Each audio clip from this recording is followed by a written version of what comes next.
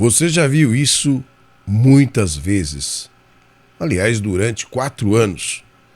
E agora vai ver novamente. O Corinthians é campeão brasileiro feminino de 2024. Meus amigos, novamente. Pois bem, o Corinthians conseguiu aí seu 5º título seguido, o 6º na história, depois de bater o São Paulo por 2-0 na manhã desse domingo, diante de 44.529 espectadores na Neoquímica Arena. O maior público de clubes da América do Sul. E o Corinthians confirma assim a sua hegemonia no futebol brasileiro. O São Paulo, nas 2 partidas, mostrou muita fragilidade, foi incapaz de parar o ímpeto e a vontade, a gana de título das brabas do Timão. Você quer saber um pouco mais do histórico dessa partida? Pois então, bora lá pro vídeo.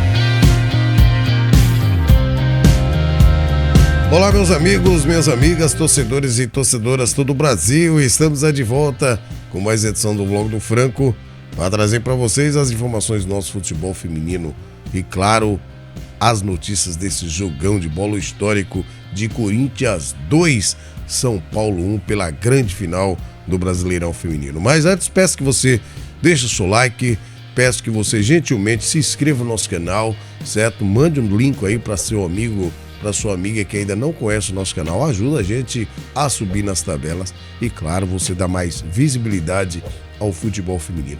Conto com vocês, meus amigos.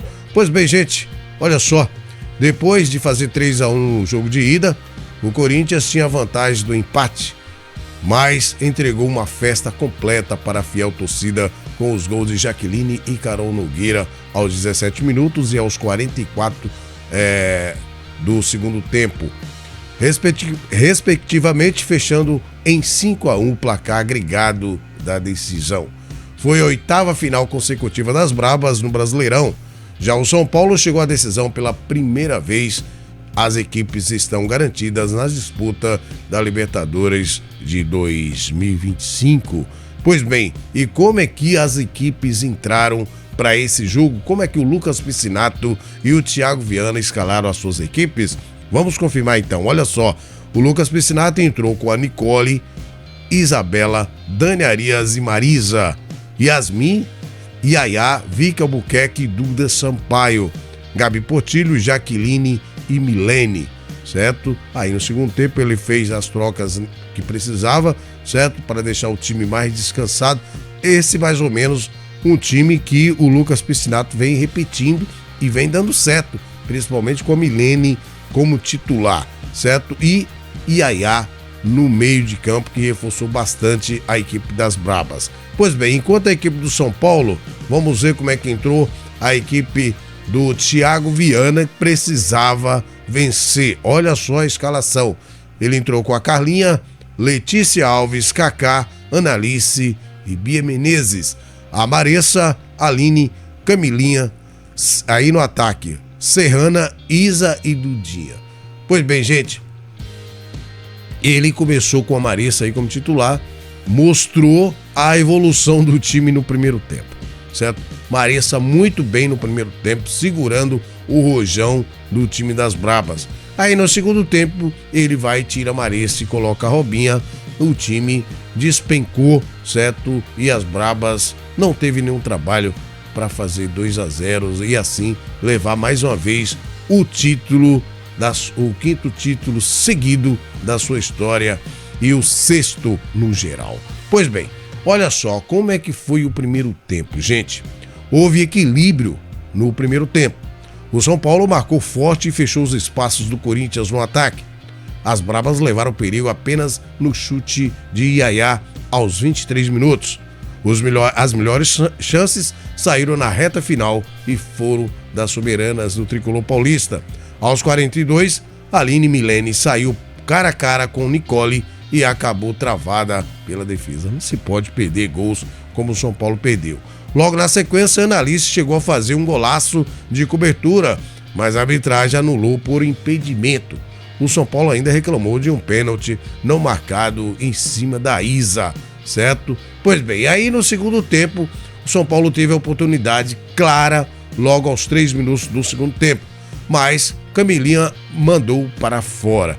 Já as brabas não desperdiçaram. Quando chegaram na área adversária aos 17 minutos, Yasmin cruzou da esquerda, Vicky Albuquerque ajeitou e Jaqueline completou de cabeça para as redes, abrindo assim o placar para as brabas na Neoquímica Arena. O gol foi a senha para a torcida corintiana começar a festa pelo título. Na contagem regressiva para o apito final, a Rafa Mineira ainda acertou a trave, né? A Rafa que novamente entra no segundo tempo, certo? Então, tá aí os motivos de um São Paulo tão frágil, né? Pois bem, isso foi aos 40 minutos. E Carol Nogueira foi ampliar a vantagem corintiana em contra-ataques aos 44 minutos. Também ainda teve tempo de Robinha ser expulsa aos 54 minutos, né, em lance revisado no VAR, antes da conclusão final na Neoquímica Arena, com o pentacampeonato seguido e o 6º geral da história das brabas do Brasileirão. Pois bem, gente, como é que fica a sequência aí das duas equipes daqui para frente? Os times agora voltam as atenções para a reta final da primeira fase do Paulistão, em busca da classificação para as semifinais. Pela penúltima rodada, o Corinthians joga na quarta-feira contra o Marília, fora de casa, às 17 horas. Enquanto o São Paulo, também fora de casa, tem o clássico contra o Santos, aí já na quinta-feira, às 19 horas. E o Corinthians, lembrando que ainda tem um jogo frente o Boca Juniors, certo? Pela Libertadores da América, no dia 3 de outubro, lá em Assunção, no Paraguai. Pois bem, tá aí para vocês o histórico do jogo, certo? Como eu já tinha falado no primeiro vídeo depois dos 3-1, e nós comentamos até na nossa live desse domingo, certo? O Corinthians não teve trabalho nenhum para vencer o desajustado São Paulo, certo? Então, você joga com a equipe o campeonato inteiro. Aí chega nas finais, você muda o time totalmente. Pois bem, da parte do Lucas Piscinato, certo? Que eu vinha criticando ele, vinha conectando pelas as escolhas que ele vinha fazendo em algumas partidas no time das Brabas, certo? Mas de tanto que ele ouviu as críticas e as cornetagens, ele assumiu a Dani Arias como titular. E também trouxe a Yaya para o meio no lugar da Ju Ferreira. Isso modificou o time do Corinthians, tá? O time do Corinthians ficou mais técnico com a Yaya e a Duda Sampaio, certo? E já no segundo tempo entra também a Gabi Zanotti, que dá outra história no meio de campo, né? Mas, no geral, Yaya no meio de campo se deu muito bem no lugar da Ju Ferreira. O time ficou mais técnico. E, com isso, o Lucas Piscinato vinha repetindo a equipe, e isso é muito bom, certo? Porque as jogadoras vão pegando um jeito uma da outra. O Corinthians, que já é um time muito entrosado, né? E com isso que o Lucas Piscinato fez, de colocar a Dani Arias e a Yaya assegurando no meio de campo, reforçou demais o time do Corinthians, certo? E a Milene também no lugar da Jennifer, que ainda está lesionada, mas com certeza a Milene também fez o seu papel. E assim, o Lucas Piscinato ganha o seu primeiro título brasileiro da história, certo? E o Corinthians, o seu 5º seguido, certo? E o 6º no geral. Quem segura o time das Brabas, né? Enquanto o São Paulo mostrou desajustes, né? Tanto no primeiro jogo, tanto no segundo jogo. Teve ainda a Ariel Godoy, que não pôde participar desse último jogo por estar lesionada. Mas será que se ela não tivesse lesionada, ela entrava? Porque no último jogo também ela entrou no segundo tempo e foi onde fez um gol que deu uma esperancinha para o São Paulo, certo? Mais uma vez, nesse segundo jogo, certo? A gente esperava que o time talvez ia pro tudo ou nada, certo? Até foi, mas da forma errada, né?